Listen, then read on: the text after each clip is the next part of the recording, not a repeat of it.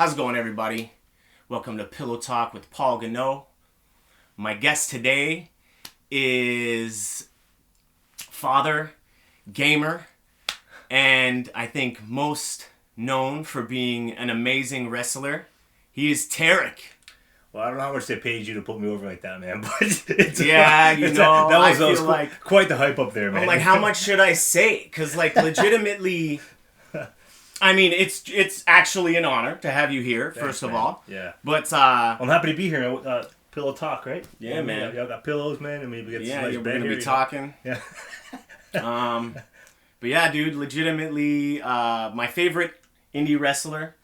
You know, I'm kind of waiting, and like, dude, I'm a big fan, and you roll even with one of my favorites, Dukes, as well, and Banks is obviously, amazing. So, I mean, Canada's got some good talent, and the GTA especially. So yeah, there's a lot of talent, man. We just need something really for Canadians so they can fully capture the amazing talents here. You know, we're getting there, hopefully one day. But I appreciate the kind words, man. You know? Yeah, man, and that's not me really trying to put you over. I'm sure people that are watching this, most of them probably already know who you are. Yeah. You know, I'm a huge wrestling fan. I've had Pretty Ricky on here. I'm trying to get Spinelli on here. Oh, yeah. She's agreed to. It's just like, whenever I can, So I'll be there. When? I don't know. Yeah, exactly. Congrats on Superkick, three-time champion as well, dude. Yep. That place, man, is such a good place. You know, any starting wrestlers, any people that are coming into the business and they're seeing they train there, they really are a little spoiled, man, because they're getting like the best of the best. You're getting hot crowds, great venue. So new guys like really appreciate what you have, because that place is like a very, very good place, man. And I keep it real close to me because I've been there for years, off and on, here and there. But man, I love that place. It's a great place to wrestle. The crowd is always just nuts, man. Every single show there they do is just like, you think like, okay, they keep topping it. There's the crowds are sold out all the time, man. It's amazing to be part of. You know, was that your first show back? That was my first one back. Yeah. Well, I had wrestled a couple like closed set shows, not a couple, a lot of closed set for Superkick through the pandemic. Yeah, like on YouTube, I think I saw some of that. Yeah. So that was good. You know, it's not really the same as a crowd, obviously. You know what I mean? The wrestling is definitely one of those things where you need the crowd to kind of like work off of. You feed off of that. Yeah. You know what I mean? And realistically, you don't really know who's fully over. They'll tell you. You know, the crowd will tell you. So there's such a vital important. Yeah, AEW now has the entrances. So it lets you know a little bit. But even still, it's. I remember when it like the pandemic, first hit. Yeah. And like there was the first wave of, I guess, lockdown, and there was no crowd, and AEW still did Dynamite, and they kind of like started it off like South Park did their like wrestling episode, and it just came out with like no music, and it was just so strange, man. Years from now, when we look back on this, it's gonna be like what an odd couple years, You know, like so strange, just for everything. I know. I mean, that's the obvious thing to say, but for wrestling, what an odd thing to be a part of and see, and you know what I mean? Like what was it? The Thunderdome. Yeah. WWE. Like there was some strange. I think AEW kind of led the way in that sense when it comes to at least what I was watching, like Impact and AEW. Yeah. I don't know if it's gonna be as memorable to be like. In a few years, WWE 2K will like feature like a pandemic era. Like I don't think that'll happen, but you never know, right? Hey man, you know what I mean? No crowd option or password or something like that. Some DLC, right? You gotta pay for no crowd. Yeah, it'd be weird. But they handled it all right. I enjoyed how they kind of had. It did, man. It was the best of a bad situation, really. Yeah, no matter what.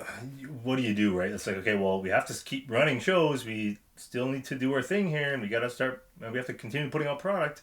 Okay, there's no crowd, so I think they everybody really like Impact, AEW, WWE, like they all did really good jobs of just kind of keeping things rolling. It was nice to still get what we wanted.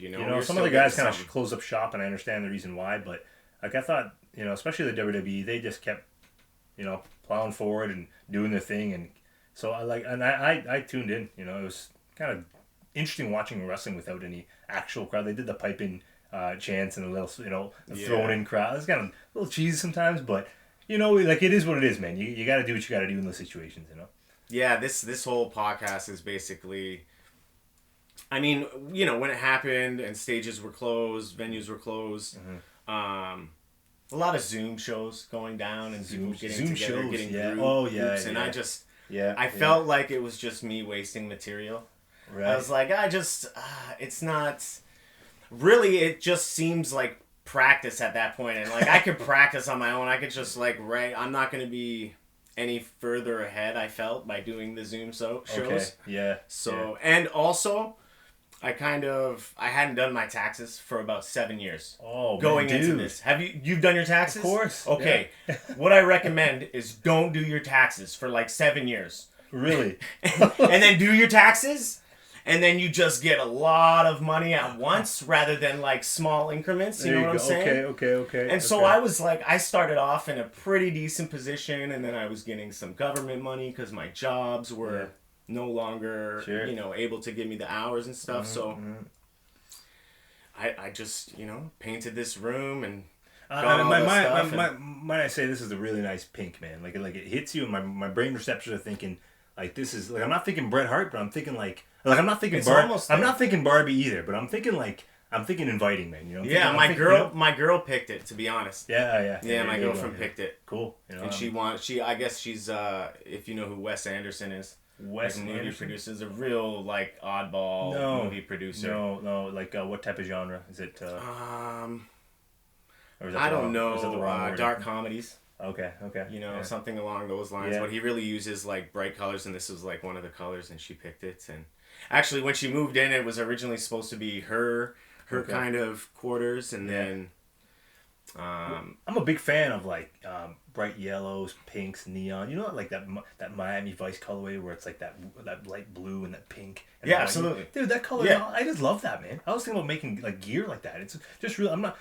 Nowhere am I anywhere near being from Miami, but I just like the colors, man. Yeah, they're just colors, they're just man. Cool. You can pull them off. You know what I mean? So you have some like tie-dye stuff, I feel like, right? You know what I mean? Like I don't know, man. It's just for me personally, for my gear, it's like I did the constant colors, black and like, oh, okay, he's a big mean guy, he's a bad guy, but then you want to get a little playful with it, right? You know what I mean? Right. Show people that, all right, well, you can still whoop somebody's ass, but like he's got some playfulness to him, you know what I mean? Like he's comfortable enough to put on pink or neon yellow or green or whatever it is, you know what I mean? So like you're saying could still whip somebody's ass, and it makes me want to ask, like, what do you think creates a great wrestler? Like, obviously it's not just the whooping the ass part. Like, one thing that, and I feel like you've wrestled Ortiz at some point, right? Yeah. And so like and this is legit, again, not trying to put him over, but legit when I think of like my favorite sellers, I got The Rock, I have Ortiz, and I have you, man. Oh, really? Legitimately. Yeah. I think selling the other wrestlers' moves is, if not as important as, your offense, but more important. Yeah. Well, in my opinion, to be a very great wrestler, you have to be unselfish at times, right? You have to understand that it isn't always 100% about you. Yeah. That's just the realistic truth behind it. This is professional wrestling. This is entertainment, right? But it is extremely competitive in terms of athleticism. You know what I mean? There's a competitive edge to me in general as a person. So, I might not always show it, but I try to be the best I can, and that comes with athleticism, that comes with the way you think, that comes with the way you sell, that comes with a lot of things, the way you structure a match, right? Keeping that same body parts, soul throughout the whole match instead of just forgetting about it, making sure you capture every moment that you can. Your facial is so important, because this is what they're looking at. So it's not just you in your head, everybody's just looking at you, and it's so strange because as a kid, I never really got into like public speaking. I'd be so scared to go up in front of the class and whatever I gotta do. Yeah, right? me too, dude. It was so weird, right? But as a wrestler, it's so strange. It's like you don't even realize they're there, but they're there. It's this weird kind of entity that you're like playing a character, but I don't know. I'm sure you know what I mean. Get into the zone. Yeah, and it's just kind of Yeah, so that's But to make a great wrestler, man, there's many different things. It isn't just the all show no go type of guy where a guy's 250 pounds ripped. You know what I mean? He can do every last thing he can do. Athleticism. He's a strong guy.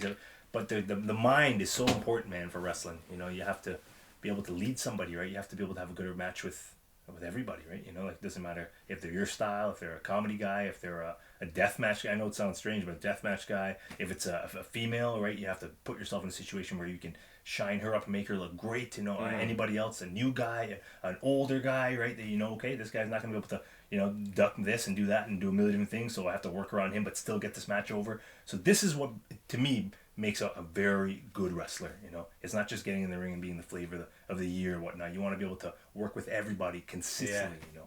Yeah, I seen you go with. And I don't know how you feel. I guess there's some controversy with the term that I'm just finding out actually recently.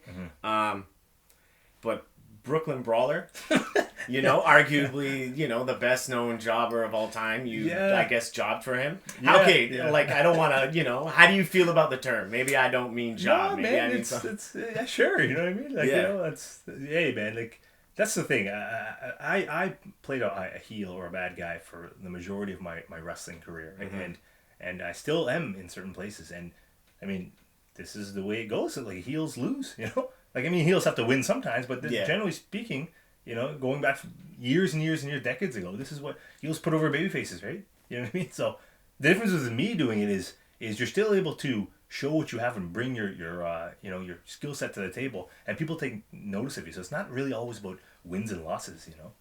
Yeah, I feel like I've always seen you as a heel. I'm like obviously, even, you know, the people that boo you, and it's, you know, it's like it's still talked about that you're a great wrestler, and I love kind of like the vibe of AEW, where that's kind of just like the curtains. There's so many things that AEW is just doing different than their competitor that's really kind of like paving a new way. I think initially it's getting a lot of comparison to WCW, but I think eventually it won't. Yeah. It's the reason why that's happening, because you have one over here who's this mega major humongous company's been around for decades and decades, and they're over here, and then you have this other company who's starting up, and they're catching. They're gonna, if not they're there, you know what I mean? Maybe to the WWE they don't think that they're something, but you still gotta keep an eye over here, because these guys are making some massive moves, and you know, like, it doesn't seem to want to be stopping, right? You know, once one guy goes over, another guy goes over, all of a sudden you're like, wait a second, this guy was a marquee name over here in WWE, and now this guy's showing up here. Like, this is now we're talking again, right? You know, we're talking like actual competition. And I know people may not think that, right? But like, you know, I understand, you know, when they're over in this area here in the WWE, they got to do their job to promote their brand. But these guys are here, you know, they're doing their thing, and they're doing their thing, and they're making a lot of waves. They're turning a lot of heads. They're signing a lot of people who are key components to professional wrestling, or have been in the past, and are now showing up again. Like, how did that even happen? How is this, you know, how are those guys there again? Like, I would never have thought that. Like, if I just stopped watching wrestling for about 10 years and tuned back in, I'd be like, holy crap, what are these two guys doing? You know, like a Dan O'Brien or a CM Punk, what are these guys doing in AEW? Like, I've been trying to tell my friends that haven't watched wrestling in a while, like, back, hey, man.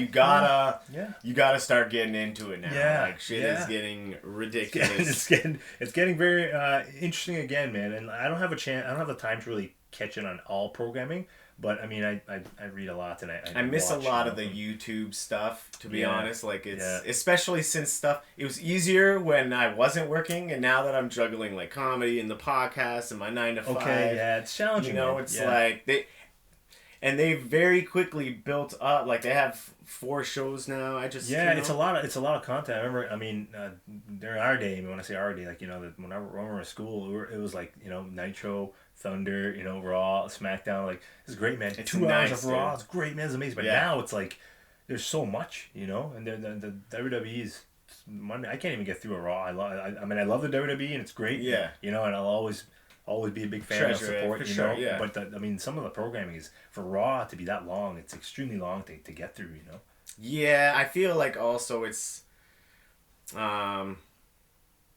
Well, beyond too many chefs in the kitchen, it'd be more of like this weird. I don't think back in the day there was only a couple people. Yeah. Directing WWE, and now it's just they're I guess an open company, and they're on Fox or something like that, right? I mean, I don't want to put this out there, but I just illegally download all my shit. Like, whatever. It is what it is, I've gotten the emails. Come and get me.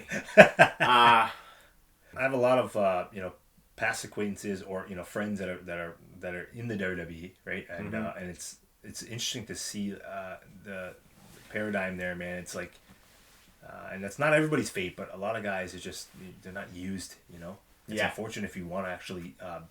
you want to try to take something, grab something, and make it yours. It's so challenging. Like my favorite WWE product is probably NXT. Yeah, if I'm being honest. Yeah, and it's challenging because just looking from what we see, right? There's so many people there, and I know they've cut a bunch of guys. Like I know that's a part of the beast, right? That's the nature of the game, right? But it's interesting to see how many guys are extremely talented. And it's like, my goodness. This guy could really, really make make some waves here with your company, and they just are not really interested, right? In proceeding with that guy. Yeah, there were a few surprises. Yeah, definitely. Totally, man. It's definitely. Like, oh, I didn't see that Missed coming. Opportunities. No. Yeah. No. Yeah, I know. It's weird. It's interesting to see just the reaction to when people get released. It's there's always gonna be those guys who are gonna put it over, and of course it is what it is, right? But there's a lot of guys too. It's like, I didn't really have the best time there. It was a little bitter, and I didn't really like it, and so it's. I don't know. I don't mind that, and I also don't mind when the wrestlers come and say shit like, "There's no hard feelings." Like, it's whatever it is, Some people are gonna have a different. Exactly. Yeah. Right. Yeah, that's really what it comes down to, man. In any business, right? I mean, any cuts are made, man. People are let go, and new people are brought in, and that's the way life is, right? So, but I mean, right now, I think both companies have a chance to really steer a bit and do something different. You know what I mean? Especially with NXT, I think that's a good move. I think it's a good move. Something had to kind of change there in terms of getting people back on track with understanding, hey, this is still kind of a learning place for some guys to work their way up. And I know they have their own ways of bringing their own talent in and doing their own things and a specific look and a specific style of wrestling. And that's a good thing, man, Because the problem is when you start doing that same style everywhere, and this is all you see Monday, Tuesday, Wednesday, Thursday, Friday, it becomes a thing of, okay, I'm just watching wrestling. What am I watching? I'm not watching anything that's actually specifically tailored to the program I'm watching. I just wrestling. Do the same thing, the same up and over spot, duck this, do that, a million different things going on, and you kind of lose track of, hey man, this is still designed to have characters and emotion, and not everybody has to look a certain way. Not everybody has to be 195 pounds ripped. Like not everybody has to have that same go hard match every single time. I think that was a big reason why I started to lose. And don't get me wrong, like I still watch certain things, and my buddy, like I have friends obviously that are really still into a lot of WWE, so when crazy things happen, they always let me know. Yeah. You know what I mean? But really only watch WrestleMania, and I feel like some of it has to do with what you're saying. It's at a certain point, I'm like a fan of characters. I just enjoy people that can fully, get into that, and like MJF, and The Rock or Ultimate Warrior,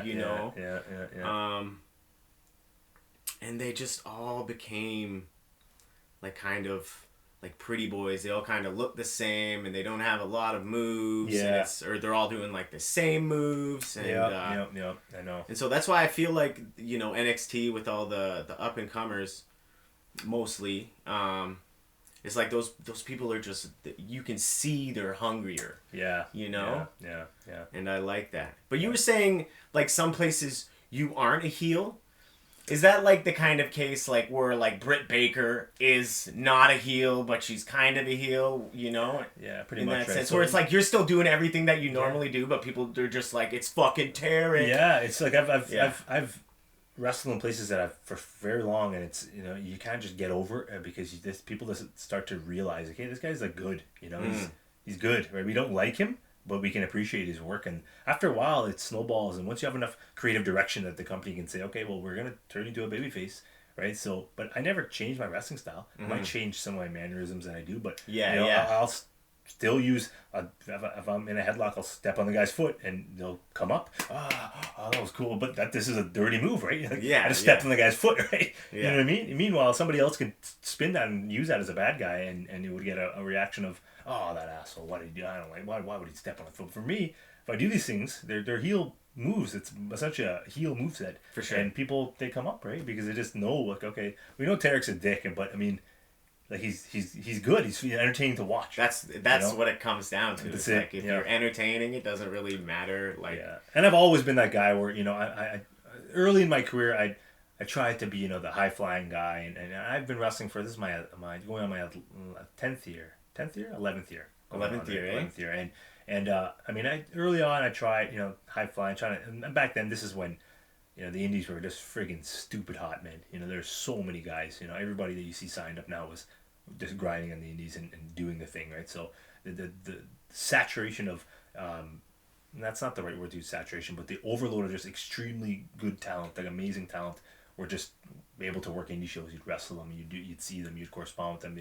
They would be not just PWG, but just smaller indies, medium-sized indies, bigger indies. They'd just be all over the world, essentially, you know what I mean, wrestling, which is pretty cool. They're all pretty much signed up now, but it was a great time to be around as a wrestler. But I tried to, not emulate, but just kind of like, all right, I'm going to try to see if I can compete with some of these high flyers and whatnot. And I wasn't horrible at it, but it just wasn't me. I'd always end up just hurting myself. It's weird. Like, I just always hurt myself. And I was just sick and tired of getting banged up and bruised up off such stupid things, like, landing on my head, doing a flip to the floor. Like, it's not for me. I'll do it. Like, I'll still break it out now. Yeah. And I will do it. Like, I'll, because I've managed to kind of understand to control my body a lot more now. But now, for the last 5 years, it's just been working on striking. Strike as best as I can to make it look as legit as possible. Where somebody says, holy shit, man. If I can suspend disbelief for about 15 seconds for your brain to think, well, what the heck? This man, holy crap, this guy. Relax, man. This is the mentality I want. Yeah. You know what I mean? Because instantly I can get them like, okay, yep, this guy means business now.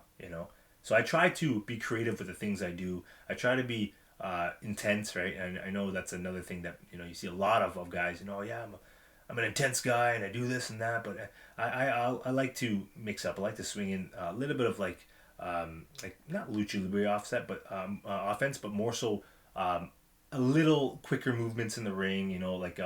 My pace is very go, stop for a bit, go, stop, bring it down, right? So the cardio aspect of it needs to be up there. Oh, absolutely. I see. But that's I just kind of focus more on channeling, on being creative with my strikes, because that's what has really brought me to the game so far. You know what I mean? And then once you have a little bit of a look, right, you got a specific look to who you are as a wrestler, and that starts to kind of catch on. For me, at least, it worked, where people start taking a little more look to me and say, okay, well, now this guy looks a little more legit. He's put on a little more size. He clearly knows what he's doing in the ring now. You know what I mean? He's got a good look to him, right? So like it I'm not going to say that that's all it was, right? Because I definitely had matches that were say, okay, Tarik, go out there and do this is your match, right? But it was me wrestling these matches. You know what I mean? So there were promoters giving me opportunities, but at the same time, you got to go and deliver. Yeah. You can't just be saying, okay, well here's Johnny Gargano, go, and then you shit the bed. Like, you got to go and do your job and make it a very, very, very good match. If not the match of the night. And that's what Gargano? I did. Oh yeah. So I've wrestled a lot of these guys, from the path that are on TV now, right? So it's good to. Who are some of your, like, when you think of like your biggest matches, the ones that you're proud of the most? What are some of those? So Gargano was a very good one. Chris Hero was good. I wrestled Ultimo Dragon. That was absolutely insane. That's crazy. Zack Sabre Jr., right? Roderick Strong, Drew Gulak. I mean, they're all up there. Like, these are all fun matches. I can't really pick one. They've all been this like extremely, like, really good matches, and I had so much fun being a part of them. You know what I mean? Yeah, you seem like one of those guys that's like, it doesn't really matter the size of the crowd. It's like once you go through the curtain, your music hits. It's kind of like it's just game time. Yeah, and I'll be like just dead all day. I'll just be like, man, I'm like, and legitimately sometimes just super tired from whether it's a long show or like the third show of the weekend. I'm tired or something like that. But obviously, when the music hits into showtime, it's go time, man. So you kind of just once again, like I was saying at the beginning of this, right? You kind of just slip into this character, and it doesn't like everything else just doesn't matter. The stresses in your life, the relationship problems you had at a point, or friendship issues, or whatever it is that a human would go through. Yeah, they just go away, man. It's a beautiful thing. It's kind of a weird addiction. To just go out there and perform. Exactly. I get it, man. And I feel like I'm maybe I'm still learning. I'm just past my 3-year mark, and a lot of it was for COVID. So at the time I would have spent on stage, I haven't really, but I feel like I've been learning those kind of lessons where it's like I specifically remember I was having like a hot month, man, where like every show I was doing and I was nailing like most of my jokes. It's still like you're a performer, so it's like even when the crowd enjoys it, there might be something that you're like, I fucking didn't nail that one, one thing that I wanted to nail that I just didn't. So I know what you mean, and so like I was having a hot month, and I went into this like competition, and with just like all new material, and it was completely just different. I think I had watched, I don't even know, maybe something to do with Andy Kaufman or something with Jim Carrey and Andy Kaufman, that documentary. Yep. Anyways. And so I just kind of went up completely. Like usually I have a lot of energy. I'm like, what the fuck is up? I'm fired up, pretty right? there. Yeah. And I just come up. I mean, even the host is like my boy, and I do his show. Like I would consider like his show home base. For me, I've done it more than any other shows. And he's like handing me the mic, looking at me weird. Like I could see. He didn't say anything, but he's looking at me weird as he's handing me the mic, and I'm just silent for a bit, and I just do all this dark material because I don't know, I guess I was influenced by what I had consumed recently. Yep, sure. And it wasn't really me, but it's what I like. So I was like, let's do it, having a hot month, and just risked it at this competition. And then as soon as I was done my set, like one of the judges like, you tell us how you think you did. And it was just like, it wasn't good, man. And I scrapped all those jokes. Yeah. But I definitely feel what you're saying about. But you gotta do that. I think you have to do that to kind of find out where you fit in. And I think 11 years in, I think you're pretty there, man. Well, I mean, in any profession, man, performer, comedian, actor, wrestler, anything, man, powerlifter. It doesn't matter what it is, man. If you want to be like really good at it, you become a perfectionist, right? So small little things, like you said. Like they stand out, right? Like, okay, well, that little movement there, that was, nobody else noticed it, right? But you as yourself, it's like, that looks hokey, man. That doesn't look good, That needs to be fixed. Be extra hard on yourself when everyone's like, man, great job. Yeah, so there's always work to be done, man. And humans are, they have addictive personalities, and it's one of those things where you want more and more and more for yourself because you expect like the highest caliber level out of yourself. I mean, me personally, right? Whether it's in the gym, whether it's trying to be my best that I can be in wrestling, like these are all things that kind of.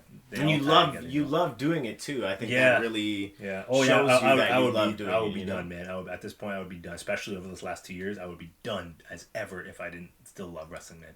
I would be, and I've came close a couple times to thinking like, man, is this still, like, this is odd. This is I don't know if I still want to kind of keep going here, because a lot of you just kind of was in a bit of isolation over the last year and a bit, and you've kind of lost your identity. And I don't like to wrap up everything as a person as who I am as a wrestler, because there's much more to Tarik than just a professional wrestler. However, it is a major part of who I am, like here right now. Like it's a major part of my upbringing. My adult lifehood, like everything I've I somehow it comes back to wrestling, which is an interesting thing. You know what I mean? So I always, even when I'm long, done with wrestling, I'm still gonna have a connection to it. Whether that's watching it or just appreciating it, or keeping tabs on some of the newer workers. I'll always have some sort of connection to it, because I love it, man. It's something that hey, like I wanted to do this as a kid, and I still run into buddies here and there, and they tell me like, hey man, like this is amazing that you do this. I'm like, yeah, I stopped. I have to stop and think and like, man, this is. I'm living my dream, you know. Like you know, so, you know, you may not be making millions of dollars in sold out venues every night. However, that is potentially an end goal for some. But you're living your dream. You're enjoying it. You know, you're these are the days of our lives, and the days are passing. But you got to enjoy what's happening, you know, today, man. You know. Absolutely, dude. Absolutely. I think a lot of the time people psych themselves out before they try and before they can find that thing that would just motivate them. And it's like, because I'm kind of in the same boat. Like, if I can make a living, like I'm still doing 9 to 5. Yeah. But if I can make just as much as like I'm making from my 9 to 5, that's incredible. Doing comedy, I would quit. I would quit and just completely pursue comedy. But like I've been down roads before, man. Like I'm 35. Yeah. And like I've been homeless, and it was a long road to get where I am. I've been in a really good place for a long time, and there's just certain things that you learn. And so I know people are like, exactly what's up, man. You really need to fully commit and just quit your job. And it's like, nah, but I don't, and I'm not gonna, because I've been, worst case scenario before. Yeah. And I'm not trying to go down that road. I just, it's not like I love comedy any less. I just, I there's no safety net, man. And it's like, for me, like I was like raised in foster homes and stuff. Okay. You know what I mean? So a lot of the times, when people are, doing their own thing, they have the support of like a family and stuff behind them. Yeah. Yeah. And I don't really have that. And I'm kind of in a relationship too with like my girlfriend. She's from UAE. Okay. Dubai? Yeah. And she moved here 8 years ago, just over 8 years ago. Mm-hmm. And so our family's fairly traditional. We've been together for over 2 years. We have a dog. We live together. We just recently got another cat. We're talking about kids. We're running out of animals to get. You know what I'm saying? So we're talking about having kids. Yeah. The whole time, they don't know about me, man. Her family doesn't know about me. Dude, you're going to end up on 90 Day Fiancé or what's going on here, bro? It's fucking wild, dude. Really? Up to now? So, they don't know? Yeah, I'm sure they're not going to watch this, but her sister knows. Her younger sister knows. That's it. But like her brother and her mom and dad don't know. I think they have an idea. Okay. But there's no like concrete proof or evidence like that kind of thing. Yeah, I mean, eventually, y'all are gonna have to come clean on that one, So, and anytime we start talking traditional, like, have fun, brother. Yeah, this is something I wanted to know because I know that your wife is white. Yeah. Was there any cultural barriers that you had to break down? Yeah, so I grew up, I was born a Muslim, right? I was born a Muslim, and my parents were split up, right? So they must have split up, I was 5, so I was really young. Clearly at that time, it didn't impact us, right? But I mean, obviously there is some sort of facts behind these type of things with broken homes, right? And children, that's just the way it is, It's logically, that's the way it works, right? No, I mean, so I didn't stay a Muslim, right? I lived with my mother, and we became Mormons. Okay. Yeah, so we were Mormons for, part of my family still is. I'm no longer, but, so I didn't really run into that issue because I'd been kind of on my own for quite some time, and I met my wife in 2015, and, and there was no real, like, okay, let's do this, let's just go for the ride here, and let's see what happens. And she's, I don't like to put over too much because like she gets to her head. She doesn't need to know that she doesn't need to know that I couldn't do any better if I tried, like legitimately, So I love her, and she's awesome, man. She's definitely it's good to have a partner on your side, you know what I mean, to be like, okay, well, you see her every day, and it's just good for your soul to be connected with this person. And even when there's the ups and downs, there's always gonna be ups and downs, and there's always going to be quarrels here and there, but you just realize that this person's here for you, and you're a team, right? You're together. Yeah. Some people aren't worth the trouble. This is it's true. nice to find someone that's worth the trouble, and someone that really Especially if you've been through relationships where that wasn't the case. Yeah, it's nice to have someone who's really supportive and stuff like that. It's different because I don't know your history, but I'm not like I'm the biggest man whore in the world. I've had a million different girls, but in past relationships, it's like okay, this. Looking back at I'm married to my my wife now for going on just about 3 years now, and it's like, man, this is like way different. And this person is just much different than these people who I previously were with, and that's not no slight on them, right? Just the energy didn't work, you know what I mean? And that's sometimes two amazing people just don't fit together, and it's not really like it's not nobody's fault, man. Yeah, exactly. We all got a lot of growing to do, and and that's the way life goes, bro. It's sad sometimes. Sometimes it's great. Sometimes it's okay, shit. I didn't want that to happen, but here we are, and that's life, man. Just learn from it, and then it's all it's all right, man. But on the plus side, there, I mean, I wouldn't have had my lovely son, man. Like it's. I always think about that. It's like, okay, well, we have like small things that you can do, right? May impact somebody's life or change some portion of life. Sometimes nothing happens, but sometimes the slightest little thing, as much as returning a text message from somebody that's potentially going to be your future wife, you know what I mean, can lead to a whole different world, And I don't like to be so like, like, oh, if I didn't do this, like this one, that, but it's so true, man. If you don't know, right? That's life. It's crazy. You know what I mean? How things just kind of fall into place off of the things that we choose and do, right? And they have a reaction to every, there's a certain action that happens from these things, right? Some so simple as just getting together with somebody, right? Yeah. It's crazy, absolutely. Man. It's crazy how long and how you never know, you just never know. How did you meet your wife?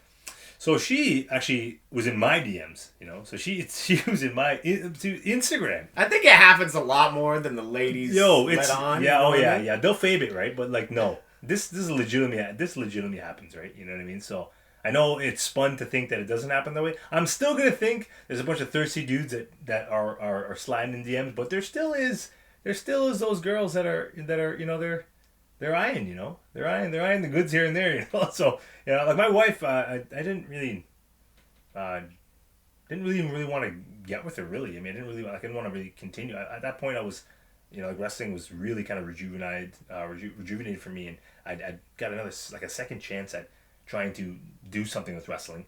You know what I mean? Because I didn't stop, but I just wasn't really into it. And I'd broken up with my ex-girlfriend in 2014. And then 2015, 2016, 2 years, I was just kind of doing my thing. And then I thought to myself, like, no, I don't want to settle down with anybody. It's going to disrupt my wrestling. Because I'm supposed to be this guy who just does his own thing. And you know what I mean? I don't want anything to do with, being in a relationship or whatnot. But it was the opposite, man. Like, I remember I told her that. I was like, yeah, I'm not really looking for anything right now. And she told me, she's like, oh, okay, that's no problem. I still really appreciate you. And she didn't unfriend me. She didn't do anything. She's like, yeah, I think you're a really cool person, and I just want to I want to be your friend, right? And I was like, what are you doing, Tarik? You got it. That reaction there. You need to. This is a red flag. Like this is like this is in your face. You need to do this now. You need to make this happen.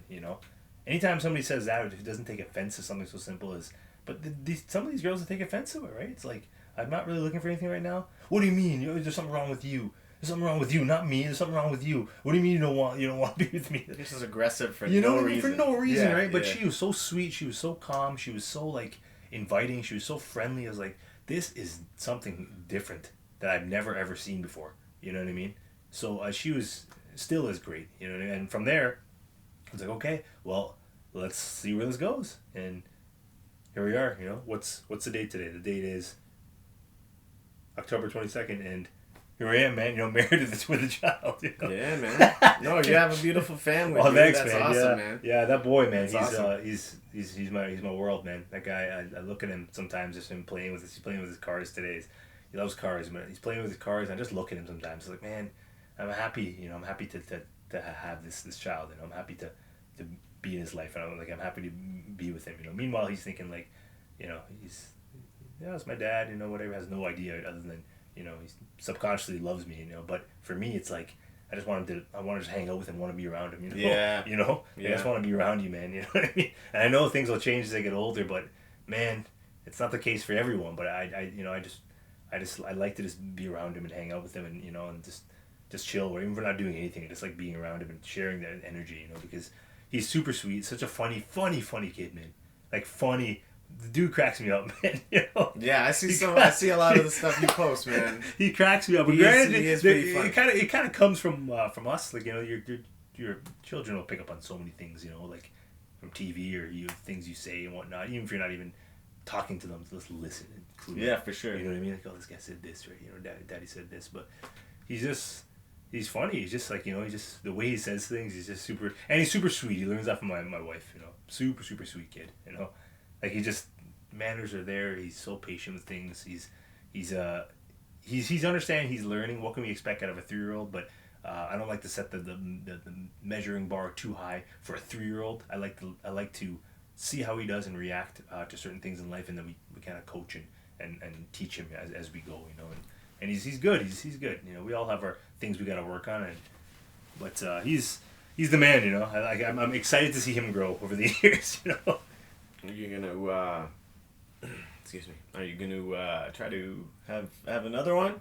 Because I've always kind of felt like raising a little girl, female, whatever, would be significantly harder than to raise. Like, cause I guess you look at him probably like he's a mini you, and that ladies look at little girls as mini thems and stuff, and I just I always felt like, and my girlfriend's gonna watch this, probably gonna give me some heat, but like if I had a boy first, I'd probably call it quits, I'd probably be like, man, it's good here. We had plans to, and you never say never, man. Like, but we had plans. It's just like you go back to what you're saying, like the support system. It's just us, man.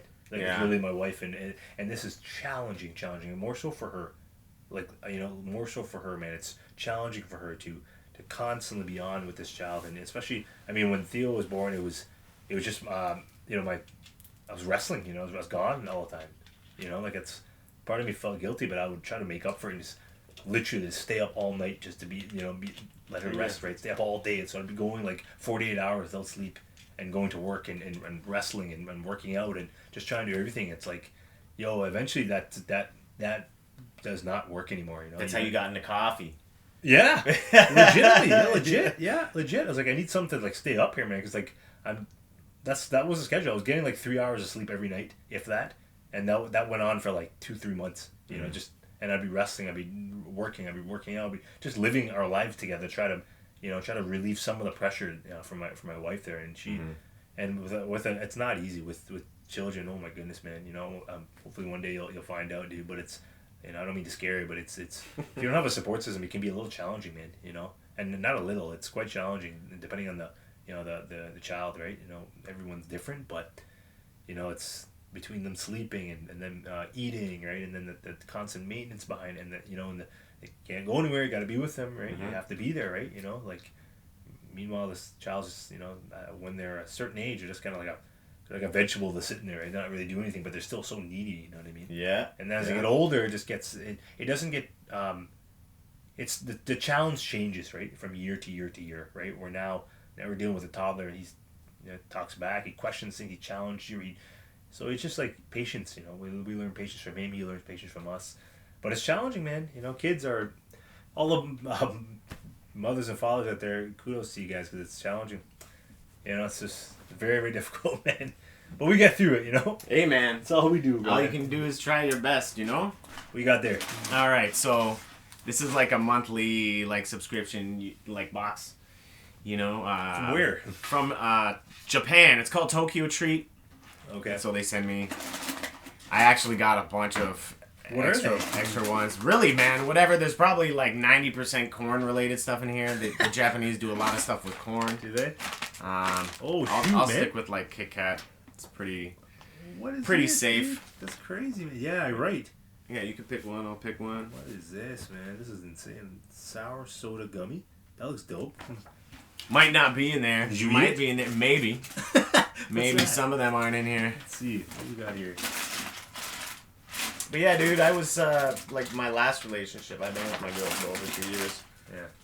I was engaged, and my girlfriend then had had a daughter and stuff. So for like 5 years or so, I was kind of living the dad life. Oh, so it was like shades of it, but we'd like watch like Batman Beyond and stuff, and she like I collect comics and stuff like that. So she'd go to school and she'd know like all this shit that like a lot of the boys don't know, and they would, you know, they'd like that and stuff like that. And so it's like, wow, we're not watching Batman Beyond anymore, like, you know, just joking around shit like that. Yeah. So I don't know, it just made me feel some weird feelings, but I mean, don't get me wrong, if I went to have a child and it was a girl, I wouldn't treat it badly. I wouldn't be like, oh, fuck this girl, you know? I love it, I'm sure, but I mean, it scares me. It's just different, dude. Like, it's just different, man. Like, from what I know, I mean, I don't have first-hand knowledge, but I know a lot of my friends, family. It's just different, you know? Different type of connection, right? I know it's a cliche thing to say, but it seems like the son or the boys seem to have a very good connection with their mothers, you know? Yeah. And there's a lot of a good connection between the daughter and the dad, you know? Yeah, it's odd because, like, I don't know, I would think that it would kind of be the opposite, you know? Yeah, you think so, but I'm not the case, man. It's weird. I have a good connection with my son as it is because he's like literally little me. He says all the things I say. You know, does he like wrestling? Like, does he, like, I know I've seen him he has like a little ring. And I've seen him do some moves off like the corner and stuff like that. He loves wrestling, man. Well, has he seen you wrestle? He's seen me wrestle. One of my goals right now in life is to actually let him watch live, you know. So that's what we're gonna get to. Hopefully, thank goodness, you know, we'll have a chance to kind of do that, you know. Hopefully sooner rather than later for him. So I guess before the pandemic, he was a little too young to really take it in. That's it. To really take it in now, you know, he's so alert to what's going on, right? You know, but he loves wrestling, man. He's every night, you know, Daddy, you want to go wrestle? I'm like, sure, man. And like, what do you want me to give you? He's like, yeah, give me a backbreaker, give me this, give me a backpack stunner. I'm like, okay. That's your finisher, no? The backpack stunner. One of them, yeah. One of them. What are your other ones? So I do a knee drop from the second rope, where I do a sort of like a fireman's carry, like throw up kick. The guy's kind of sitting on, or he's on my shoulders, and I throw him up, kick him in the head in the ground. Yeah. That's a cool move too. So it's very much so like strike based. The backpack stun, I don't know where the heck that came from. I did it in 2015 once, and it got a crazy reaction, so I kept it. That's a good move. I like it. There's not many people that do it. I think Eddie Edwards does it. I know Ryback did it for a bit, but you know Ryback's not around right now. But there's not many people that do that move, right? And I was like, okay, well, this is kind of a cool move. I can pretty much do it to like everybody, unless you're like 400 pounds. You know what I mean? I can do it from the second rope, and I can do it from the top rope, which is crazy. You know, that's a nasty bump, but it's a good move, and it gets a reaction because there's a lot of impact. You know, that's gotta be. It's gonna be hard on you from the top rope. Mm-hmm. It is. But it's weird that the idea behind that is okay. Well, it's like all my bump pretty much. The guy's kind of like straddled around me, so it's me just essentially sitting on my ass and just taking a bump, right? You know, because I used to do it years back. I used to do it where I kind of lean back a bit, but it was effing people up. It's like, okay, I'm not doing that anymore. I don't want to jack anybody's tailbone, you know. So I just started eating the bump, and I'm sure there's probably a reason why my lower back is in pain. But you know, it's a good move. It makes a lot of noise. It's a cool move, like a lot of impact. You get the move when you look at it. It's like, oh, that guy just you know, had him wrapped around his head on his arm. He sat down. It's like a stunner more. Like, you know, everybody knows a stunner, right? You know, that's Stone Cold stunner, right? So but you're running with the guy, you know. So yeah, he's a cool move, man. You have back problems? Is that I used to. I've been rehabbing them and just kind of like through my own workouts and whatnot. But I have had a lot of back problems here. Nothing like significantly horrible that like it's debilitated me. But man, it's been quite a, you know, like it's this weird pains. I still have trouble like just turning sometimes, and I have pains in my neck just from turning, you know, sometimes, and that's clearly inflammation. You know, that's you know, I wouldn't say nerve issues, but there's definitely something going on, you know. But no, like like any surgeries or anything like crazy like that. Wood? It's not wood, right? Touch wood. You know, no, well, I think the top is in the center. Okay, yeah, there you go. Do touch wood. Yeah, man. Yeah, no, I mean, I've been fortunate enough to, you know, I've had some ankle issues. Had concussions, obviously, broken nose. Just I can't even count how many times it's banged up and bruised up and cut open and busted open and. You know, You did a match for CZW? Nothing with them. No. Oh, okay. No, nothing with them. Have you ever done any of that, like, deathmatch stuff? Nothing that was actually labeled as deathmatch, but I've done, like, thumbtacks and tables and ladders and chairs and chains and, nothing like... I haven't done light... Man, chains, I remember, like, in the 90s then, like, tables have just become so heavily used that it's like... Don't get me wrong, I still love, like, a good, broken table, like Shaq going through, even though it was fairly slow. I was like, fucking Shaq just went through a table. Like, where was that when I saw it? I forgot where it was when I saw that, but I was literally just on, like, I had heard about it. I forget where it was, but I literally looked up on the TV, and at that moment, I just saw Shaq go through a table. I'm like, this is hilarious. Yeah. I don't know. Like, I don't know where I was, but I just looked up at the TV, and I didn't put AEW on. It was just on. Somebody was watching it. And, like, I just looked up and it was Shaq going through a table. Sometimes things align, man. You know? Legitimately, I had no idea. Like, I did not turn AEW on. I don't know where I was. Right? But I literally looked up and, yeah, he just went through a table. I'm like, okay, that's Shaq going through a table. And we're done here. I feel like it was even on, like, all those sports shows for a bit. Massive like coverage show, right? Yeah, for sure. Yeah, man. Shaq nailed it. What are these? I want to try one of these bad boys. It's like... What'd you think? It's like corn. It is? Yeah. Yeah. Is this mango? You know what? Those aren't bad. This isn't great. No, eh? I enjoy the Kit Kats. They're okay. Well, this is 9 times out of 10, they're all right. Well, this is like uncharted territory here, man. We don't got anything like this over here. We have vanilla. We have green tea. You have mint. You have vanilla Kit Kats. You have dark chocolate Kit Kats. You have regular Kit Kats, but you don't have anything like this, man. Yeah, this is like a corn pretzel kind of. You're a big Oreo guy, no? I used to be, right? There's not. It's not. Yeah, it's okay. It's like you can't eat a lot of it, No, it's like I feel like I'm eating a Starburst, but it's a Kit Kat. Yeah, creamy. So I used to be, right? And I still kind of am, but honestly, bro, like I've always been somewhat of like a hard gainer when it comes to like putting on size.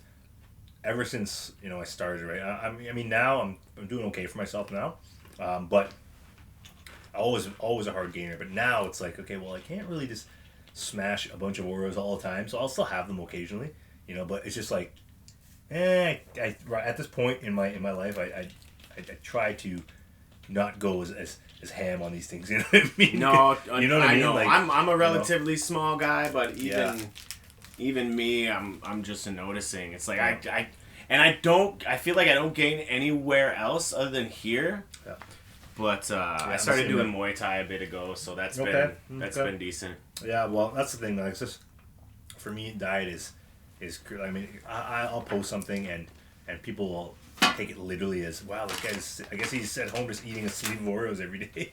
It's like, okay, that's not really what's happening here. This is social media. This is entertainment, right? This is it. You know what I mean? Like, I'm not. That's not the case. I'm not just at home slamming down mega stuffed Oreos. You know what I mean? But this is the I guess the idea sometimes. Oh, Tarik, he's the Oreo guy. Okay, I mean. Whatever, man. You gotta twist 2 of the mega stuff ends off and make it a. I don't know where I saw. There's another one. There's mega stuff and there's. I think just fillings. Yeah. No, there was like just do it, or I don't know where. I think I was in Buffalo and I saw like double mega stuff. The thing was like a Big Mac of the screen. Yeah, it's too much. It's too much, man. Yeah, it's too much. What are we really doing here? All right, dude. Let's get into our top 5. I'm curious. Dream matches for you. Dream as like current era or ever? Or? Whatever, man. It can include everything up until this point. Okay, so I always watched Eddie Guerrero, right, as a kid, always, and as a teenager, always. That's one of my favorite wrestlers. That would be one, right? So Eddie Guerrero's up there. I would say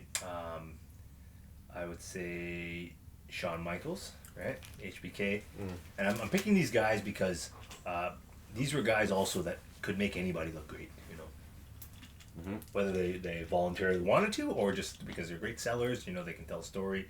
So it's Eddie Guerrero, Shawn Michaels. I would say even somebody as current as like Chris Jericho. You know, Chris Jericho is once again another guy who's, you know, he's got the name, the star power. He's still extremely good. Can go. You know, he knows his role. This is it. You know. Yeah, this is it. Right. So Jericho, Kurt Angle.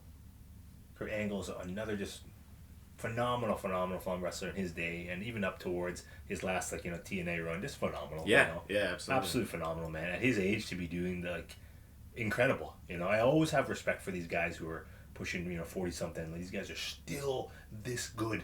You know? How old are you, man? I'm 33. 33. Yeah, right. yeah. So these guys are pushing like near 50, and they're this good. You know, like, this is incredible. You know, so Angle's up there. So what do you say? We said Eddie, HBK, Jericho, Kurt Angle. Sorry, I said Angle. So there's one more, right? I would say Rey Mysterio. Yeah. Yeah, Rey Mysterio. Rey Mysterio. You know, he's just such a character. You know, great character, great high flyer, great presence. You know, great look, great, like, you know. That's a wrestler. I didn't like his run in WCW when they took his mask off. Oh yeah, Once again, I think he was just a victim of just kind of being creative. Like, okay, well, let's just do this because we want to. Like, oh, well, that's kind of stupid, you know? Yeah. Why would you do that? You know, he should just kept his mask on forever, you know? Yeah, I usually don't even really like, you know, when people just Young Bucks try to do it, or Miro or whatever. I'm just like, I get what you guys are doing and it's working. Yeah. But I'm just like, can't anything be sacred, guys, you know? Oh, I also feel a little weird about spitting. How do you feel about spitting? Like in a wrestling match? Yeah, and I mean, like, not like mist, or like someone has coffee or water and they spit it in your face. Just like, just like people that just spit it on the mat or wherever, out in the crowd.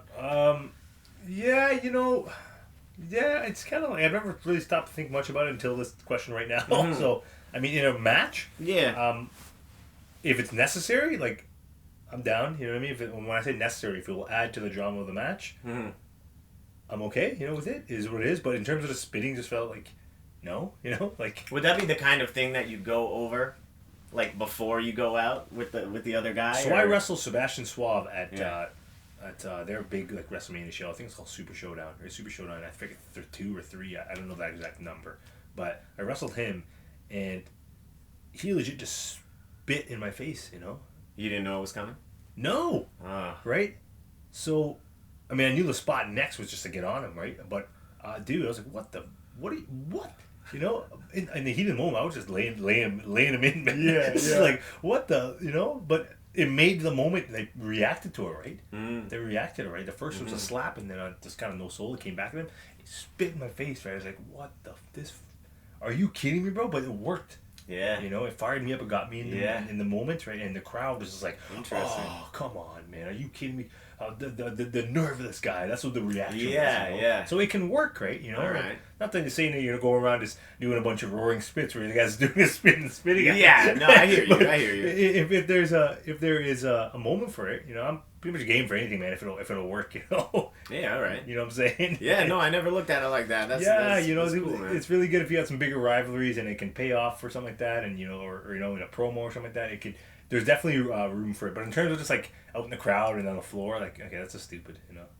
You're not doing anything. This is not progressive here at all. No, that's fair, man. You've actually made it make sense to me. Yeah, you know? there you go. And it's weird because, you know, obviously I'm just a fan. Sure. Yeah. But, you know, in the audience, if I got spit on, I'd be like, ew, spit. You know? But then it's like I get Josh Alexander's blood. Oh, yeah. And I'm like, do you fucking see this? Like, it's like a badge of, you know, honor. I know. So it's weird, man. But what about hype songs? Hype song. Yeah. Okay, so what's your entrance music right now? Sorry to interrupt. So my entrance music is it's a remix that I got made of End of Heartache, right? So Kill Switch Engage, right? So I got that kind of chopped up in a remix, and so I own it. It's a you know a song of mine that I'm able to use anywhere. There's no copyright issues like that I can use, but it's a remix version of End of Heartache. All right. Heard of it? Yeah. So that's what I use now. Right. I've always been more of like a metal fan. Is that weird to say? No, I don't think so. You know, metal fan, but I've always dabbled in hip hop too. It's so strange. It's such a weird weird too. I don't know if there's many people that do that. I'm a big fan of them, combined. Yeah, like, yeah, even still, like, totally, yeah. So hype songs, like I like I like As I Lay Dying, Confined. I always have that in my Spotify. That's always playing. And music for me, I don't have much time to just sit and listen to music. It's always in the gym. That's where I get my my flow going. You know what I mean? Where I'm able to listen to stuff and kind of feel the music, right?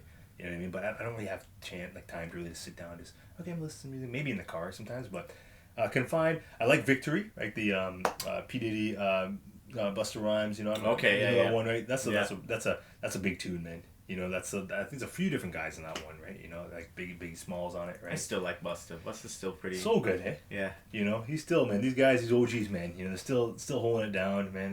I know music now is, hip-hop in general is like, man, it's a different game now, So, it is, yeah. Yeah, and I, like, at some point along the way, I just feel like I don't want to complain about it, even though I do often. Yeah. But at the same time, like, I bet you those guys who listen to, like, Too Short and, just the OGs. Yeah. The triple OGs. They were like, what is this? Tribe Called Quest? Yeah, right. Like, like, seriously, man. That's for real. That's a good point, man. It is what it is. It's just and there's still some good cats out, man. Like, I just think as it goes on, music becomes more about business than art, if that makes sense. I agree, man. So it's like, with that, it's just there's gonna be people that are less talented. There's gonna be more garbage. If we're gonna have club bangers and music that's gonna sell, that'll do. Then these 16 bars of Cassidy where it's absolute fire, but nobody cares about because that fan base isn't something that we're catering to, right? We want people who are gonna buy these records and they're gonna go and promote it and enjoy just live that life of hip hop now, which I don't really, I'm not the biggest fan of it, but I understand. 100%, man. You nailed it right there, man. There's more to the business aspect of things, right? We want this to catch on. We want to sell. We want to promote this, right? Instead of that niche market of these OG guys who are just lyricists. You know what I mean? Yeah. I agree totally, man. So we have a little bit of metal there. So As I Lay Dying, I like Confined. Pretty much anything from them. I always have them in my playlist, right? Victory. I'm a pretty big basketball fan too, so I don't know if you know the Chicago Bulls hype up song. I don't know. Alan Parsons Project. I don't know if I know it. Okay, I'll check it out. Man, it's a classic Michael Jordan hype up, right? You know what I mean? But that's all we always listen to that here and there because it's so good, right? It's just like Michael Jordan in general is. I'm not the biggest MJ fan, but I was alive to see him. Do his thing, Yeah, that's actually when I was really into basketball. You know what I mean? Like I was alive to see him, and it's what is he? I always hear that question. What is he the goat of? What is it? I mean, everything. There's not one thing he was great at. He's good at everything. People ask, what was he so good at? Freaking everything, bro. Like it's shooting and passing. He's a leader, right? Like just like. Not to mention Space Jam. Did you see the new Space Jam? I saw it, yeah. I know it's not made for us, but I know. I don't know, man. I know. That goes into my fourth song, the Space Jam song. Everybody get up. Yeah, that song's dope. Yeah. I like that one too. And also Hit 'Em High. Oh yeah. Even we shouldn't really talk about Kelly, but man, that song. Oh my goodness! That's I Believe I Can Fly by R. Kelly. Like, come on, but what a track, eh? That whole album is amazing. What a soundtrack! Soundtracks used to be something, man. They're kind of coming back now with like Guardians. I think the Galaxy really kind of started making people see like, oh, soundtracks, can play such a big role in the movie. So and then I mean my last one here. I mean like. I'm more so of like an old school hip hop guy, So like anything Wu-Tang, I'm a big fan of that, like Triumph. Triumph is a big track. But anything Wu-Tang is like I'll listen to and I'll gladly get hyped from it, you know what I mean? But like in terms of genres, you're gonna see on my playlist in the gym, it's a mixture between hip hop and like metal, it's such an interesting combination, I like that, man. And some days I'm feeling it, some days I'm not feeling it, some days I want to listen to something a little more heavier, like, you know. And sometimes I'm just like, I just want to chill and get through the workout and do my thing, but I want to, you know, it's weird, man. I know, hype songs could really change day to day. Yeah, I used to listen to a lot of I don't know the genre. Maybe you'll know the genre, but the name is, I think it's like electronica metal or something like that. It's weird. There was a band called Abandon All Ships. Oh, like industrial, you know? Something like that. Something, you know, yeah. So it's interesting. I know the sound you're talking about, though. Exactly what I'm talking about. Yeah. But there's a lot of like sub genres that I'm not too deep into the culture, so it's like I'm not aware of. So that's hyper for music, man. Like I wish I was a little more into music, man, because there's so much good stuff out there. So I don't have the time to sit down and listen to music and really enjoy it, you know. Yeah. And the gym is really the only time I'm, you know, maybe on the way to a wrestling show I'll listen to hype me up, right? But you know, it is what it is, you know. Yeah, they listen to like my Muay Thai place is run by Filipinos, so anytime we were, you know, doing stuff, it's just weird. It's not stuff I'm really into. It could be like a mix of like Backstreet Boys to just like nice. 2 hour you know, house DJ set, or it's just all over the place. It could be R&B, you know, and they're like making you do push-ups to R&B. It was just weird, but there you go, right? For me, man, like number one is basically anything by Limp Bizkit. Oh yeah, Crack big Addict, Limp Bizkit, and they just that's a good one. That's a big track.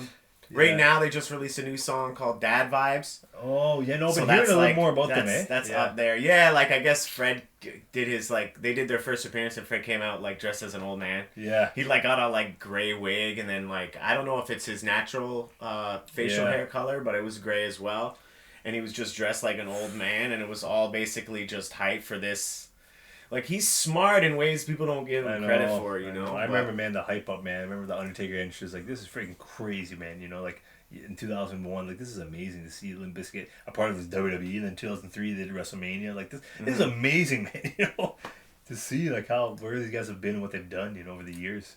Yeah, I'm glad they're kind of making a comeback, man. I'm a big fan, man. I'm a big fan. But yeah, number one, pretty much anything by them. Number two, Heavy Metal Kings by a hip-hop group called Jedi Mind Tricks. Okay. It's just a very anti-establishment song. Okay. You know? Against the Grain? Yeah, Yeah, very much. Fuck the system type song, you know? Let Me Know, which is by my favorite band. It's kind of like half reggae, half punk. Starts off like reggae and then it ends punk somewhere in the middle. It just, you know, speeds up and then it goes from there. But yep. Really just positive. It's song about love. I don't know, man. It seems corny and like the genre, maybe the way he's singing it, you wouldn't understand that it's such a positive song. But Motivated by NF, who is kind of a newer school guy. Okay, yeah. I don't listen to a lot of them, but he's one of the guys I like. And then number 5 is a song called Fuck You by Apathy. It's like a, I don't know, old school white rapper. I'll look that one up, man. I think I've actually heard that one. Yeah. Yeah, it's really good. I got in trouble for playing that at work one time. Yeah. I was like, I just got yelled at by like my boss, and I was like, all right, guy. Got a song for you. And like, you know, I kind of brought it on myself. Yeah, there you go, man. You know, it is what it is. You're a huge video game guy. I am. This was actually hard for me. I had to do some Googling to come up with this, but wrestling video games. Oh, dude, man. Jeez, bro. You can do more than a top 5 if you got more if you can't do it. Yeah, we're going to have to, man. You know, there's probably going to be only about like maybe 3 or 4 people that'll be like, oh, yeah, I'm right there with him, man. You know, you can keep going. But realistically, I think this is a rule within wrestlers and wrestling video game heads. People are collectors. People who play the game still. People have the systems and play them. People emulate them. I think people think that WWF No Mercy is I'm gonna say arguably the best wrestling game ever made. Why I would say arguably, there is still room for debate for some other games, but some people are hell-bent No Mercy. But so No Mercy's up there. WWF No Mercy. That game is crazy. Absolutely insane. I'm sure you obviously know No Mercy 64. Yeah. Dude, that game was great. You know what I mean? I remember when I bought that game. What was I think it was in grade 8, right? And I'd been telling everybody at school that, you know, man, I'm getting the game a day early from the street release date. So the street release date is the day they can release the game to retail, right? So, but I got it a day earlier, right? So, of course, you know what I mean? Tarik was the popular kid at school, right? You know what I mean? Because WCW was hot. WWE was hot at the time. You know, No Mercy for the 64. I think I had about $60 cash, and then I'd got the rest of it in just change from all over the house. And, through my mom's bag, through the couch, I'm just finding change, right? Mm-hmm. And actually, I got to the game store to buy the game. The guy's like, hey, man, you're short, man. About $10. I'm like, shit. You know what I mean? It was like 8 o'clock, so I booked it home, right? Look for more change. Found it? Found it. Went back. Paid for the shit in change, brother. In change, bro. That's what's up, man. Yeah, I bought the shit, had the booklet, had the case, everything, man. Mint. Threw that bad boy in, and I was playing No Mercy a day before anybody else, and the game was freaking still insane. I'll never forget it, bro. Spent all that extra time creating himself. It was crazy, man, Worth seeing that game. Oh, playing that game, No Mercy for the 64. So that's up there. I'm going to say that's my favorite one. So No Mercy, we'll mark that as one. I don't know if there's a tier schedule to this, if it's one being the best or 5. You can do whatever, man. It doesn't really, there's no... Without any bias, so then we'll say No Mercy with no rankings. Just No Mercy's one of the 5. So No Mercy. WWE Here Comes the Pain. So SmackDown Here Comes the Pain, that was another really good game. And at that time, the roster, 2003 WWE was nuts. Man, you had like Steiner, Goldberg, Hogan, Michaels, Jericho, The Rock. Like, the roster was crazy, right? And at that time, they introduced legends into it. So there's like Slaughter and Duggan and Iron Sheik is like Animal and Hawk, like this. And PSL, I think I was in grade 9? Maybe I was in grade 9? I forget what grade I was in, but getting that game, man, for PS2, that game was crazy good, man. So much fun off it. Those games up to now, they hold up. Up to now, man. Actually, I have that. I've actually downloaded that game and played it on my phone, which is mind blowing as it is. Like, well, in 2021, you can play PlayStation 2 games on your phone. That's crazy, man. It's crazy, right? It's absolutely insane. So Here Comes the Pain. Another one that people know is Fire Pro. So Fire Pro Wrestling. I'm not sure if you know the series, but Fire Pro is it's a Japanese game that did well over there, and it got brought over here. So they released it in North America, and that game, it's not like your average wrestling game where you press a button to lock up or something like that. You literally have to walk to the guy, and the computer will take care of the lockup for you.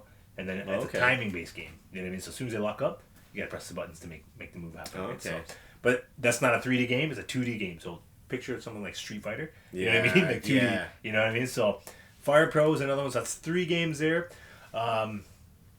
Day of Reckoning. Day of Reckoning 2 is for GameCube.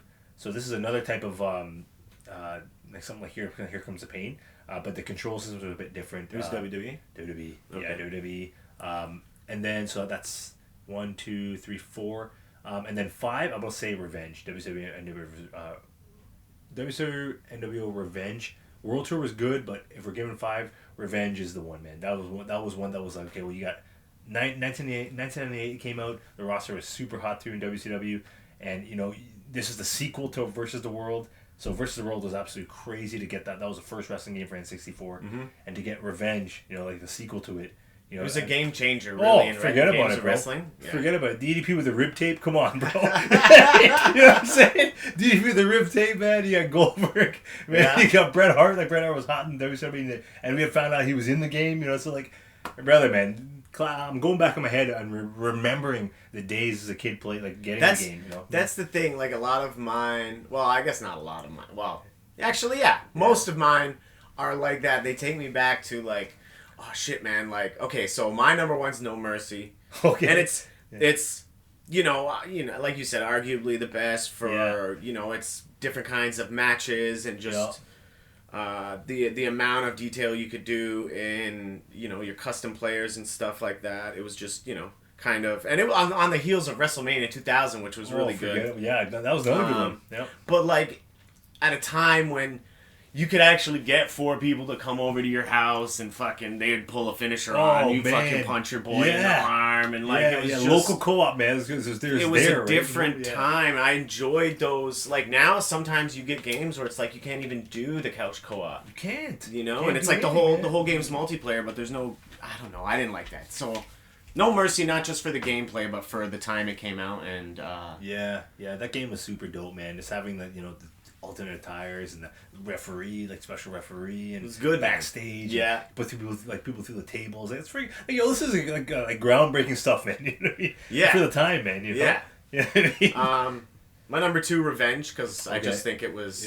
Yeah, it was the probably between wrestling video games. It was the biggest growth. I don't know if I'm saying that exactly how I'm trying to say Yeah, it, but I know what you mean, man. it was basically like the first of its kind, and it led to, you know, No Mercy and WrestleMania 2000 and a lot of and now AEW's doing theirs, and they got the guy who, you know, I guess had you know, his hands in No Mercy, so I have high hopes, man. Well, a point for those AKI games from the past there. WWE had got the license for those AKI games, so I'm curious to know. And I always think to myself, like, what would have been next after Revenge? You know what I mean? Because the license moved over to WWE, so WWE started making the games for AKI and whatnot, right? And THQ, so they signed a deal with those guys. And after No Mercy, there was actually supposed to be a game called Backlash. But they scrapped because the GameCube came out, right? You know what I mean? But there was supposed to be a game called Backlash, and I couldn't even imagine what that game would have been like, bro. Yeah.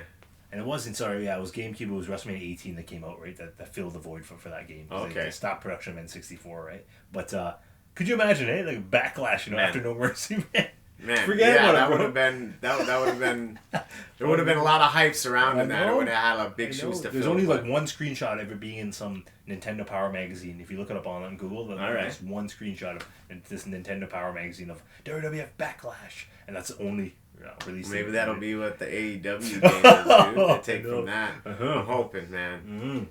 Number 3 is WrestleMania.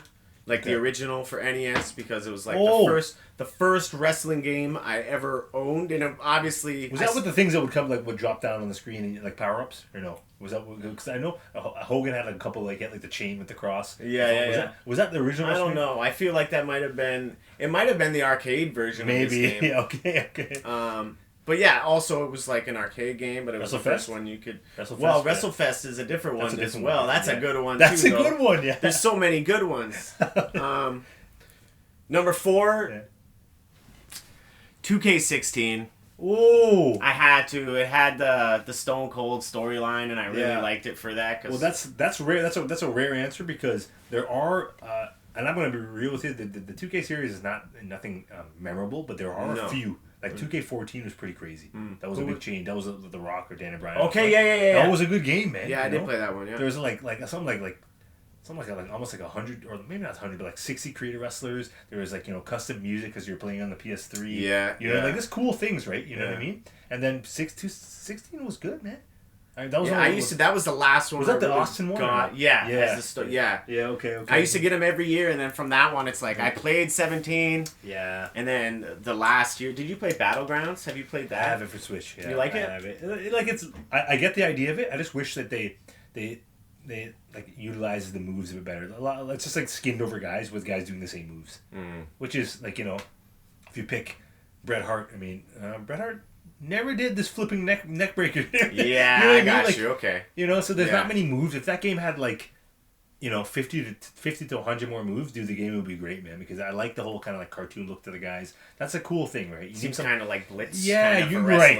Yeah, you need some like there was a game called WWE All Stars, right, from years back. Yeah, I know that. It was dope, right? I know that good game, right? But like, they fell a little shy. The roster's crazy. The presentation's cool. I understand what they're trying to do. It's just the move sets are like, you can't really do much once you be one guy. Like Roman Reigns' move set is the same as like somebody else, and the Kofi Kingston. This is kind of stupid. You know what I mean? They actually had like tiers of moves. So it was like a high flyer, a strength guy, or a brawler, and then those move sets would just be thrown to whoever fit this bill of their style, and that was it, right? So I think they wasted it there. I don't think that would be essential. Maybe you don't think so? I don't think so. No. Legends of WrestleMania, which is that game was good. Man. Yeah, I enjoyed that, man. Yeah. I enjoyed it. Felt like that game was the best parts different. of all the wrestling. That was a Legends of WrestleMania. That was for PS3. Yeah, I think so. Yeah. So that game was a little different. It wasn't the same as like the traditional wrestling 2K game where the moveset, the controls are a little different. They had like little mini games with like pressing square and triangle. Yeah. Yeah, but the roster was sick, man. That's why I liked it. Yeah. Okay, I gotta find that one, man. I actually it was for a couple generations before, and I actually gave all my Xbox 360 games to my buddy and his kids, and so now they're running through that shit. They were just literally playing Legends of WrestleMania. I was like, man, I didn't even know your kids like wrestling. It's like, I didn't know they like wrestling, so it's like, dude, that's great. Hey, man, whatever you can get them to start with, you know. That's it, man. That's it. Dwayne Johnson movies. Oh, The Rock. Was this hard for you? Are you a big rock fan as an actor? Like I'm not. I appreciate him and he's funny, man. And my background from him is just wrestling, right? So, yeah, he's great, man. Like I'm not gonna my favorite actor in the world, and I follow him on Instagram and Twitter and Facebook, whatever shit. You can come up with 5 though. Yeah. Who is your favorite actor? Oh man. See, that's more of a tough question than anything, man. You know what I mean? It's challenging, man. Maybe probably Schwarzenegger, man. Oh yeah, probably, bro. Like, right? Just because like the history, of him, right? Earlier on, he had some real man. Those 90s bangers, oh my god. Yeah. Obviously Terminator, True Lies, though. That's one of my classics. Predator, man. True Lies, Kindergarten Cop. Right, Terminator 2. Jingle All the Way. Well, you name them, man. Like they're all like even up to like Eraser. They're all like bangers, man. Oh good, good movie, man. Dude, it's true. Always with the catchphase, always have the one-liners. You know what I mean? So, but yeah, Schwarzenegger. But going back to The Rock, right, Dwayne Johnson. This once again is not in any order of good or bad or ranking system. Yeah, that's cool. They're all these movies that stood out to me. I was like, hey, I remember. So I still watch Pain and Gain. Probably annually now. I watch it because it's a comfort movie for me to watch. It's weird. Okay. Between Pain and Gain, Central Intelligence, right? Yeah. This one's Kevin Hart. That's a good one. Good. Yeah. That's really good. I like that one. That one's just funny, right? I can. For me, it's weird, man. For me to get invested in movies, I don't really watch a lot of like new movies unless I really know I'm gonna get my value out of this for the next 2.5 hours or how long I'm watching. I know it sounds strange, man. Not to say my time is so scarce that I don't have 2.5 hours to watch a movie, but a weekday where it's like 11 o'clock in the night, this better be good for me to be invested 2 hours into this, right? So I often find myself rewatching movies that I've seen 3-4 years ago, just because I know subconsciously I don't want to waste my time. I know that's not weird, dude. I know. I understand. No, it doesn't sound weird. That's but not, I'm just wondering how it works out with your wife. Oh no, do you have the same taste? It's yes and no, but she is very much so. I want to see something new. I want to look at something new. I want to watch something new. I want to, you know what I mean? And I get that, and that's probably a fault to me. Like, yeah, she's right. We should probably try to watch some new movies, right? But she's always. I get both sides, man. I get the comfort, and I get one. It just really depends the mood I'm in. It depends, man. Like comfort movie, like I'd sit down and watch like Central Intelligence. Like I've seen this movie like 4 or 5 times, but it's just a good movie to just lay back. I kind of know what's gonna happen. You don't gotta think too much. Right? It makes you laugh. You know what I'm saying? It's just an easy, escape. right? Yes. I can watch it. I get fully sucked into the movie. I'm watching it. It's easy for me to follow. It's good. I'm chilling, man. I'm watching it. I'm enjoying it. And it's over, and I've enjoyed it, and that's it, So, Central Intelligence 2, The Rundown, right? I watched that movie a lot, right? Walking Tall, that's another one. Those 2 are good. So that's 4. 5, as shit as it sounds, people don't like San Andreas, but I actually watched it. Oh, that's on my list. Yeah? That's on my list. I Legit, like that one. I like that one. Legitimately, people thought it was like, well, what? What do you mean? But I actually like it, man. I actually like it. I have a thing of like, not like disaster movies, but like I just like watching these things unfold, and watch like I don't know what's that genre even called? Disaster. Yeah, I would say disaster. I'm actually like the same way. It's man. Weird, man. I can get sucked into that because like it's not too hard for me to fall. Like these guys they're screwed, like the world's going to the shits, right? And it's just interesting to me to watch because of The Rock and I don't know. I mean, he's still an extremely good actor, right? So those are my 5. I wouldn't say I can't rank them for you, but those are my 5. Yeah, I kind of feel the same way. Yeah. Like I definitely haven't seen all of his movies. I enjoy his funny stuff. Yeah. He's hilarious, eh?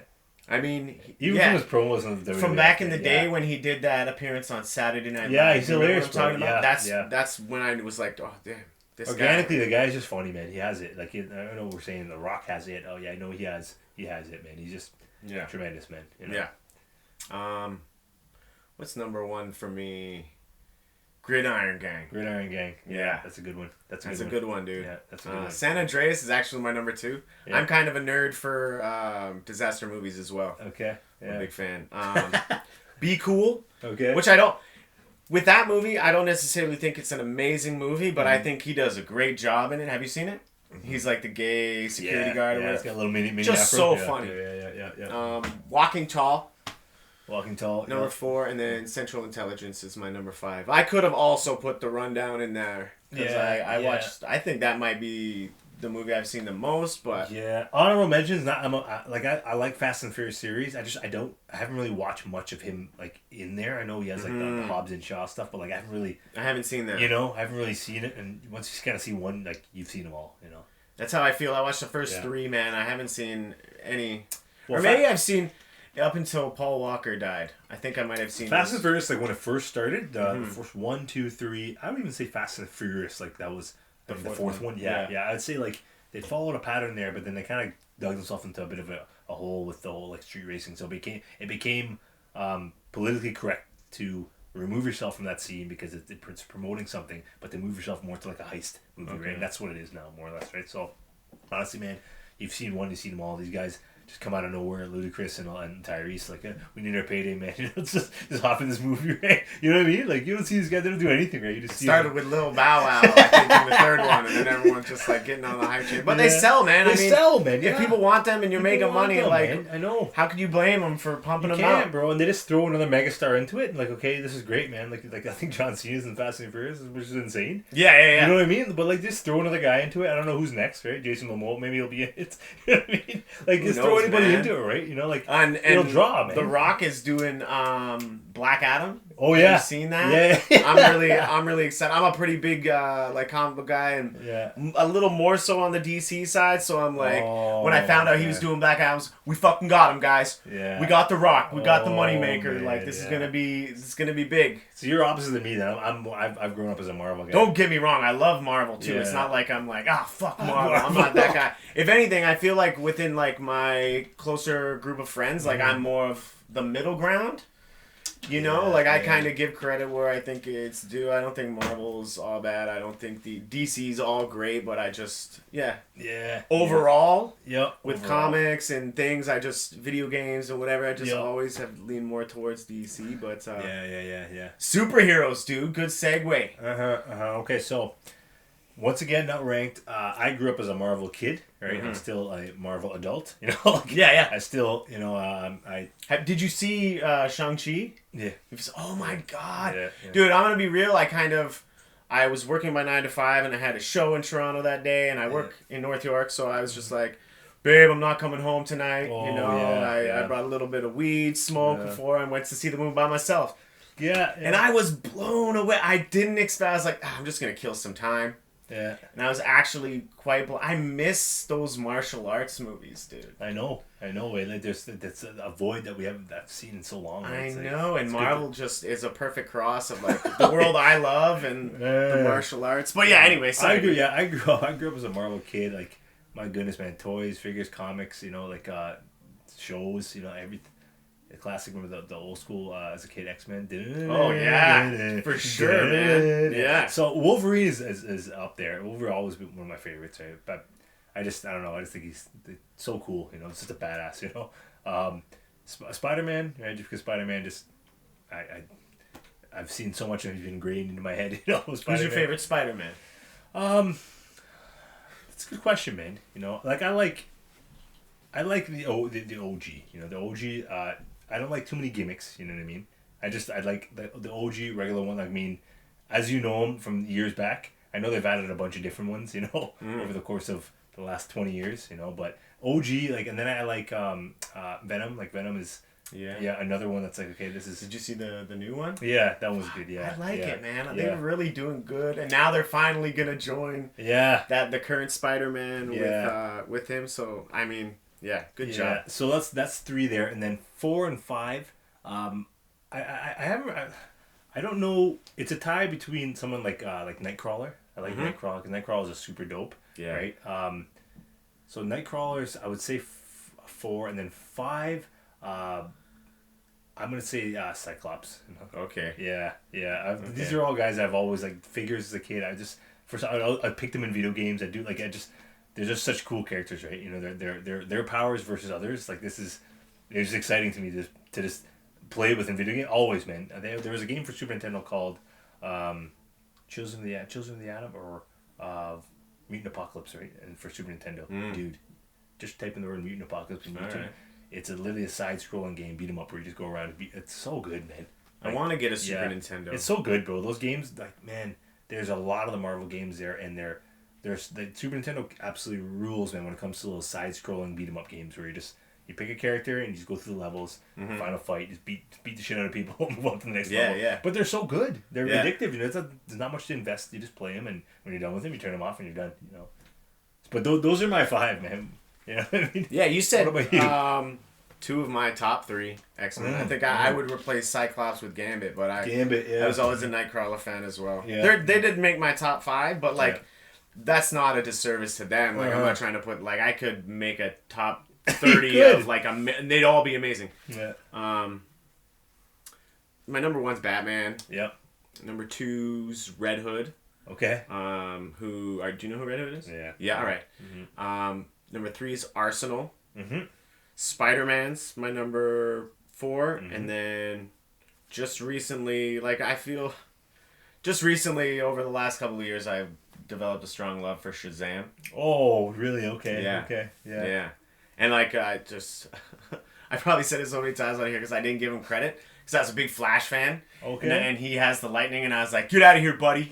We already have a lightning guy. Yeah, you know, and then use up. And then, like I said, I briefly said I was in foster homes, and then once I discovered, I knew about him because he's in, other comics with other people, but I never really paid attention to him as his own character. Yeah. And then the movie came out, and I was like, I gotta check this guy out. I relate to this guy. Yeah. But I also really love Ninja Turtles too, man. I would give them an honorable mention. Yeah, we recently just watched the movies again, man. One of the remakes, classic one. Oh, the remakes. Ones, yeah, they're good. They're all right. The first remake I enjoyed. Yeah. The second one I didn't really like too much. Yeah. I felt like there was too much trying to happen. I think that's the way it felt. We watched the first one. The first one was solid, but the second one, there's a lot just kind of going on, right? You know, I felt the same way, man. And I'm a big Casey Jones fan, and they made him a cop, and I was like, Casey Jones would never be a cop. Yeah, you guys did him wrong, but hey, man, I think they're doing a new one. I think so. Yeah. I mean, just going from what you see in the movie and just the presence of the second one, it looks like they're gonna do a couple more. You know. Yeah, I hope. The Ninja Turtles are always there. That's franchise though. That's a successful franchise. It's over as ever, man. Yeah, and as a person who I'm always gonna be partial to the '90s ones, but I'm just glad that one didn't work. It's not like we're throwing them away and we're like, fuck the Turtles. It's like, no, these are good characters. We're gonna keep them. Let's introduce them to another generation. And I like that. And I like that. Maybe it's the new ones aren't gonna be the same as the way the old ones felt, but maybe they will be to the younger kids, and they'll grow up to be how we are. Yeah, that's how a lot of these guys are doing things now, man, where you can reintroduce the same thing. You're not copying it. You're not just literally verbatim taking the exact same product and moving it over. You're changing it a bit and twisting it and turning it a bit, but it's based off of the same idea and same characters and whatnot, right? But there might be some changes that might, resonate with newer people, right? Yeah, just before we get out of here, I want to touch on the Home Alone reboot. Have you seen the trailer? I've heard of it and I haven't seen the trailer. Damn! I totally thought. I feel like you're big on Home Alone. I feel like at some point you said the second one was better than the first one. No? Yeah, I did. Yeah. I have not seen the trailer though. It's definitely really good. It's one of the best sequels of all time. I can't lie. Who's the who was in it again? I think new one. The new one. I don't know if it's actually. It seems. Like he's British. He's a British actor. Oh yeah, no, I haven't seen it. It's pretty much. It looks like obviously they did 3, 4, and 5, which were 3 was okay, 4 and 5 are absolute garbage. Yeah. So it looks like a very cut and paste version of the first one. A couple modern touches, obviously because people have cell phones and certain things. But Buzz is a cop. Oh man. Yeah. So I mean, the McAllister family's in there. I just think, hey man.